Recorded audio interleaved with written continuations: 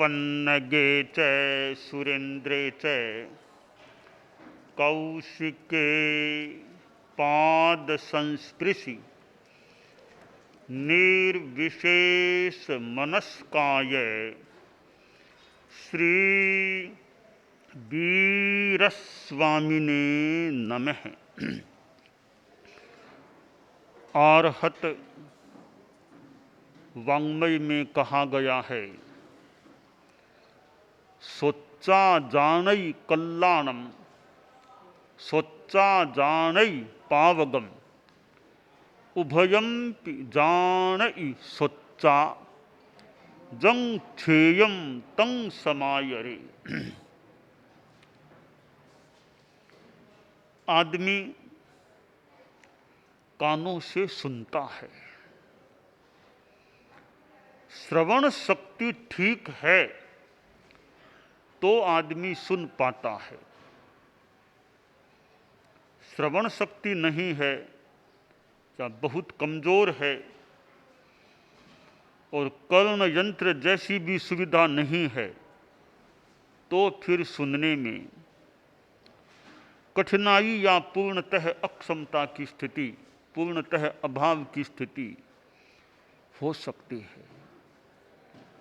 हमारे कान अगर ठीक हैं तो हमें इतना पता नहीं भी चले कि कान का कितना महत्व है जीवन में। कान का महत्व जानना हो तो उस व्यक्ति से जाने जो बहरा है, कान से सुन नहीं पाता, उससे पता चले कि कान का कितना महत्व होता है। तो आदमी सुनता है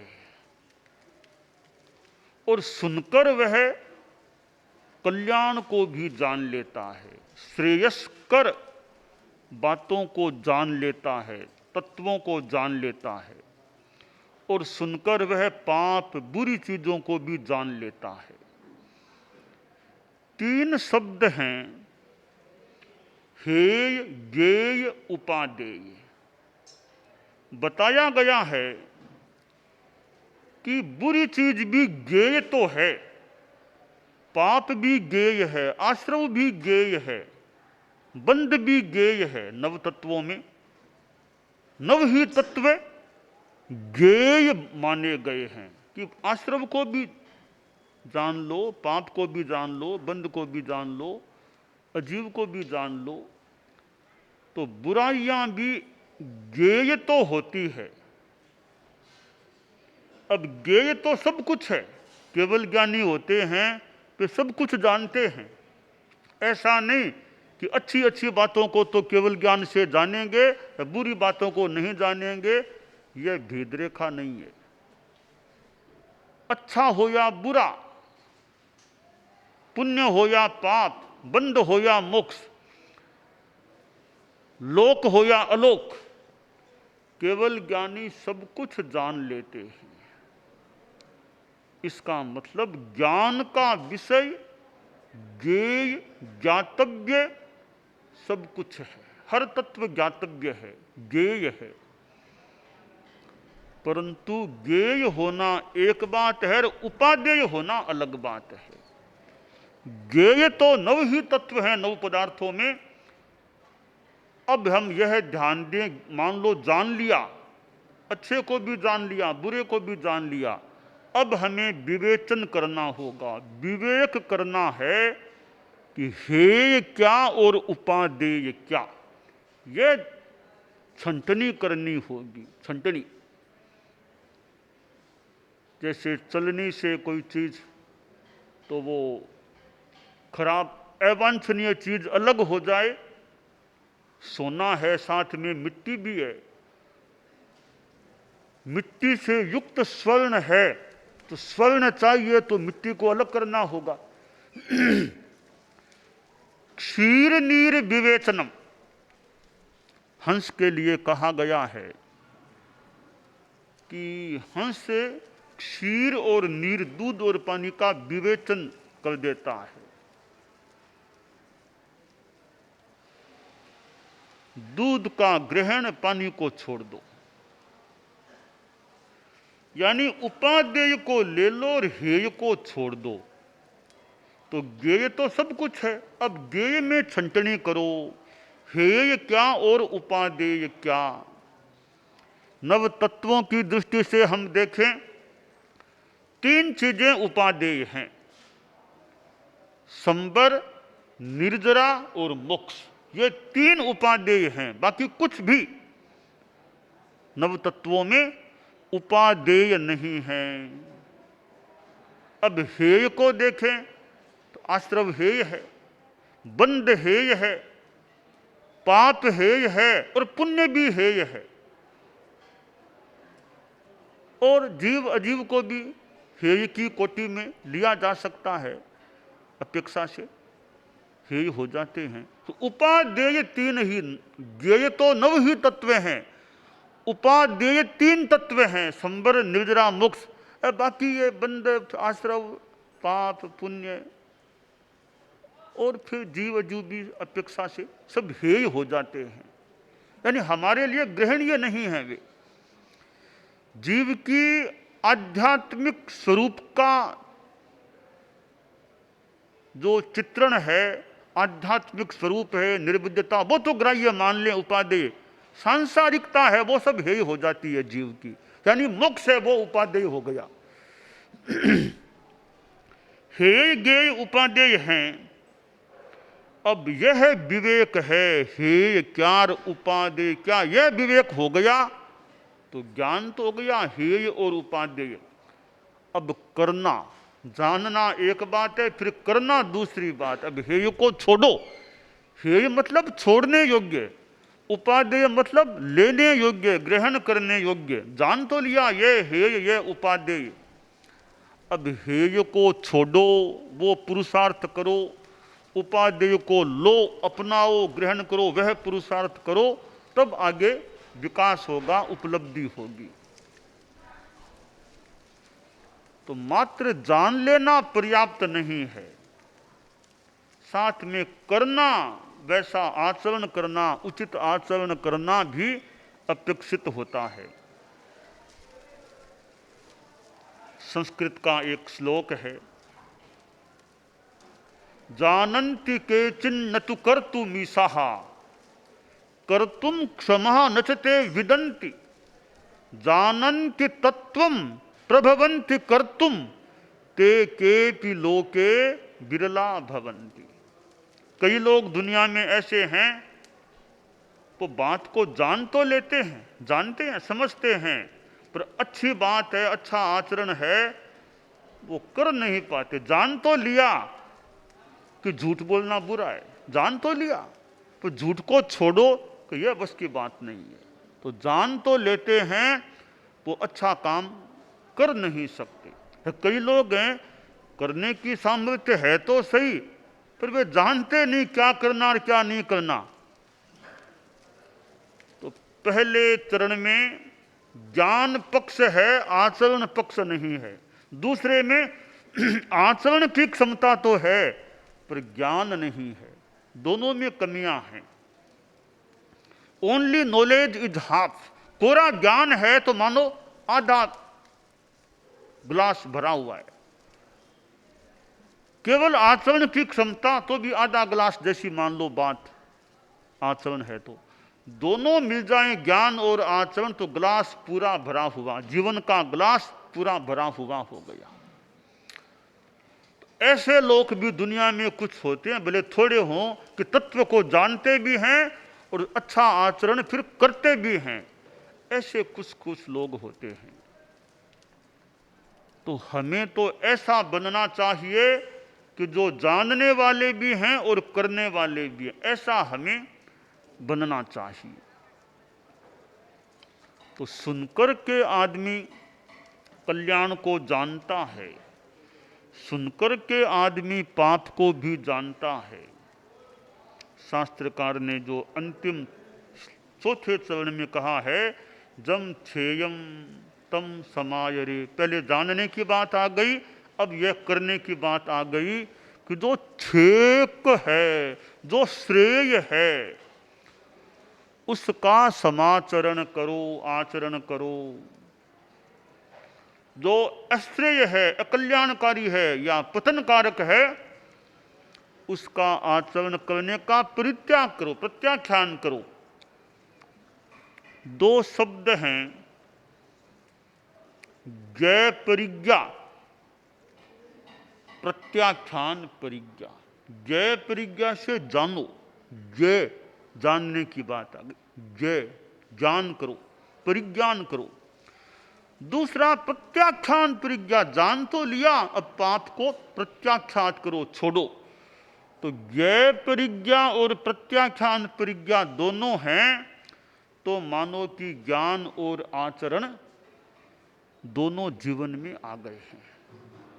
परम पूज्य गुरुदेव तुलसी ने अनुव्रत की बात फरमाई, बताई, तो अनुव्रत को पहले लोग जाने, फिर उनको अपनाएं, ग्रहण करें। जैसे फार्म भर दिया, नियम ले लिया, संकल्प कर लिया, किसी रूप में संकल्प हो गया तो पूरा काम हो गया कि जान भी लिया है, संकल्पों को स्वीकार भी कर लिया। परम पूज्य आचार्य महाप्रज्ञ जी प्रेक्षा ध्यान का प्रयोग भी कराते थे। तो पहले प्रेक्षा ध्यान को जान लिया, फिर प्रयोग किया भी, तो जान भी लिया, प्रयोग कर भी लिया।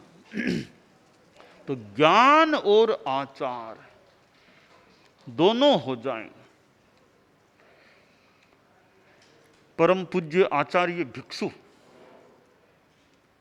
वे कितने ज्ञानी पुरुष रहे होंगे, स्वयं जानते थे, दूसरों को बताने का भी प्रयास करते थे।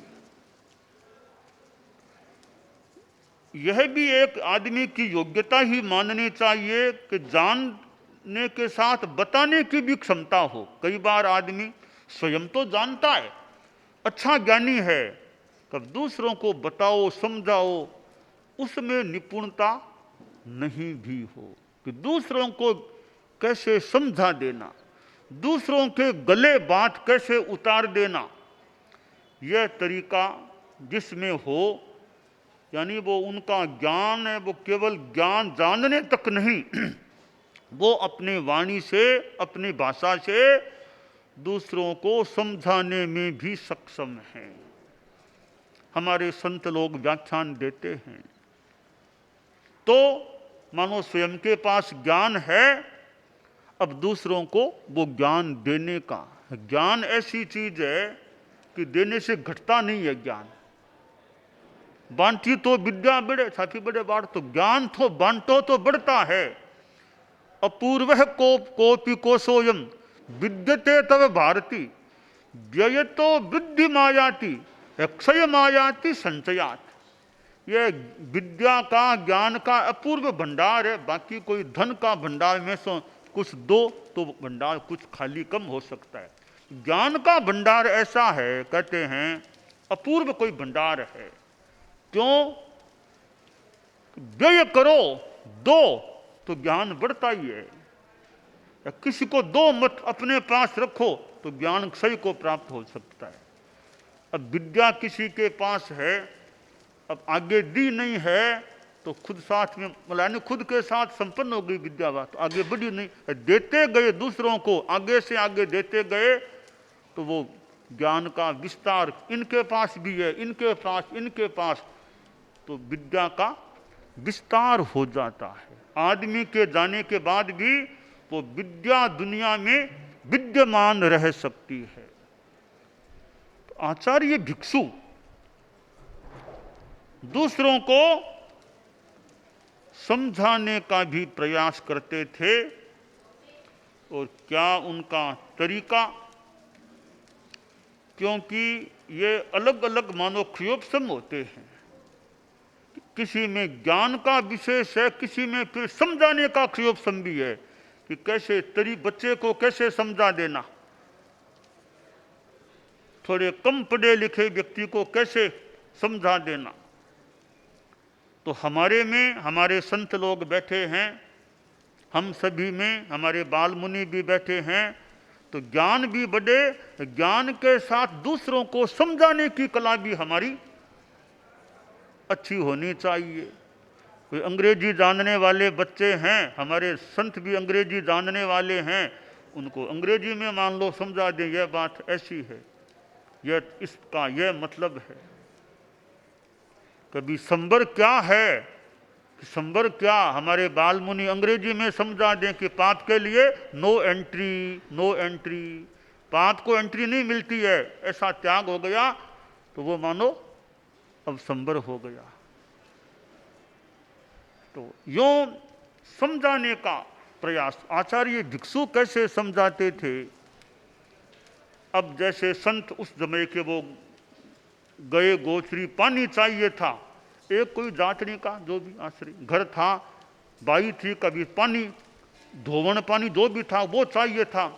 तो जांचनी वो बोली नहीं महाराज ये पानी नहीं दूंगी, ये गंदा सा पानी आपको दे दूंगी तो अगले जन्म में मुझे भी ऐसा ही पानी पीने को मिलेगा और मैं ऐसा पानी पी नहीं सकती, इसलिए गंदा पानी नहीं दूंगी। संतों को वही पानी चाहिए, वो साफ पानी तो उनके काम का नहीं है, कच्चा पानी है, वो धोवन का या गंदा सा लगता वो दे नहीं रही थी। संत आए परम पूज्य भिक्षु स्वामी के पास, महाराज पानी तो चाहिए, फिर पानी है भी एक घर में, वो बहन तो दे नहीं रही है, कहती है मैं तो नहीं दूंगी गंदा पानी, मुझे ऐसा ही फिर पीने को मिलेगा। तो स्वामी जी वहां पधारते हैं। स्वामी जी आज तो हम सोचे रहे गुरुदेव स्वयं पधारते थे पानी पानी की बात के लिए, पर उन्होंने मानो ऐसा तप किया, जो भी किया, आज हम तो आराम से बैठे रहते हैं। हालांकि जरूरत हो तो आज हम भी कर सकते हैं, शायद ऐसी बात नहीं, जरूरत हो तो हम भी कहीं गोचरी जाना हो तो जा सकते हैं, जाना भी चाहिए। जरूरत हो तो स्वामी जी से हम भी पीछे नहीं रहे, गोचरी करनी है, अपेक्षा है तो लो, हम लो झोली हाथ में, चलो गोचरी के लिए जाते हैं, पानी ला दें, गोचरी ला दें, जरूरत है तो क्या संकोच है। काम करने से कौन सा आदमी छोटा हो जाता है, काम करने से छोटा नहीं मानना चाहिए, काम से जी चुराने वाला छोटा होता है, यह मानना चाहिए। काम करने वाले को अपने आप को छोटा, जरूरत है उस काम की, अभी जरूरत है तो भले मत दो, जरूरत है तो जाओ गोचरी भी जाओ, पानी जाओ और काम कर दो। अपेक्षा है तो काम करने वाला छोटा नहीं, काम से जी चुराने वाला छोटा होता है। तो स्वामी जी गोचरी भी करते थे, उस जमाने की अपेक्षा रही होगी स्वामी जी को भी गोचरी करने की। पानी के बात के संदर्भ में भी स्वामी जी पधार गए। और यह भी तो है कि कोई काम बड़ों से हो सकता है, छोटों से न हो सकता, तो वहां बड़ों को जाना भी चाहिए। तो मानो लगा होगा कि संतों के बस की बात नहीं है पानी प्राप्त कर लेना वहां से, तो मैं जाऊं, प्रयास तो मैं भी करूं। तो स्वामी जी पधार गए। वो बाई थी कि बाई पानी, हाँ पानी तो पड़ा है, ये पानी कौन सा, ये धोन, ये पानी ये चाहिए हमको, ये पानी नहीं दूंगी आपको, बिल्कुल नहीं दूंगी, नहीं देना मुझे। क्यों? ये पानी दूर, जैसा देनार वैसा पाना, तो मैं ये पानी आपको दूंगी, अगले जन्म में जैसा दिया वैसा ही मिलेगा ना, तो मुझे ऐसा ही पानी मिलेगा पीने के लिए, मैं ऐसा पानी पी नहीं सकती, भाता नहीं है मुझे, तो ये पानी नहीं दूंगी आपको। अब उसको कैसे समझाएं? इसका तो एक जिद कह दो, आग्रह कह दो, वो दिमाग वैसा बात दिमाग में कि ऐसा दूंगी तो ऐसा ही मिलेगा। हाँ साफ पानी ले लो आप, साफ पड़ा वो पानी ले लो, वो पानी संतों को लेना नहीं है, कच्चा पानी लेना नहीं है, संतों को वही पानी चाहिए जो धोवन का या जो अचित लग रहा था। तो स्वामी जी ने सोचा इसका यह मूल दिमाग में धारणा है कि जैसा दूंगी वैसा ही पाऊंगी, अब इसको समझाएं। तो स्वामी जी ने फरमाया कि भाई तुम्हारी गाय, हाँ गाय है ना, और गाय, तो गाय को क्या खिलाती हो? महाराज गाय को तो ये घास फूस से चारा ये चीजें खिलाती हूँ, घास फूस चारा। अच्छा वापिस गाय तुमको क्या देती है? गाय तो दूध देती है मुझे, गाय का दूध मिलता है। तो तुम देती क्या हो? देती तो हो घास फूस चारा ये चीजें, पाती वापिस लेती क्या हो गाय से? दूध। तो तुमने कहा था ना कि जैसा दूंगी वैसा ही पाऊंगी, तुम गाय को देती हो घास फूस चारा, वापिस लेती क्या हो? दूध। तुम्हारी बात कहाँ बैठी? तुमने कहा जैसा देना वैसा पाना, तो गाय को घास फूस देती हो तो वापिस तुमको गाय भी घास फूस ही दे, तब तो मान ले तुम्हारी बात ठीक है, अभी जैसा दिया वैसा पा लिया। तो तुम्हारी बात सही कहाँ ठहरी? जैसा देना वैसा पाना।